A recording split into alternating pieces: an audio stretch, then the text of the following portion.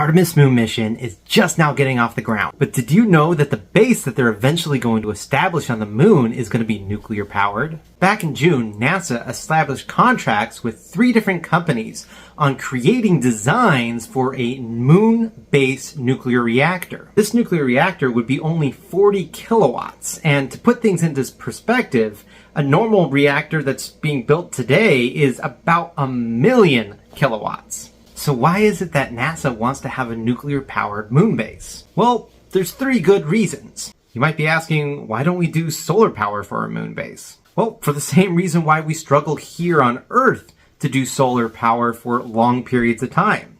When the sun goes down, there is no solar power, and it's very difficult to get enough batteries to the moon in order to give us enough power overnight until the sun comes back up. And that gets us to our second reason. Nuclear power is extremely energy dense. It is 1,000,000 times more energy dense than fossil fuels, and at least 500,000 times more energy dense than hydrogen. As many of you know, it costs a lot of money to get materials up into space. But since nuclear power is so energy dense, you actually don't need to bring much fuel at all. The nuclear reactors that they're going to be sending to the moon base are going to last for 10 years, providing constant power. Another reason is this is another stepping stone towards nuclear propulsion. That's right, rockets that are powered by nuclear. Now, these aren't the type of rockets that you would use to blast yourself off of Earth.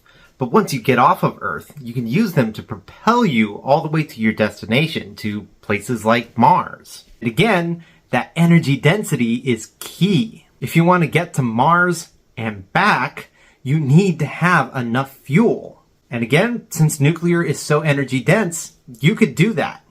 Using nuclear technology is not something new to space.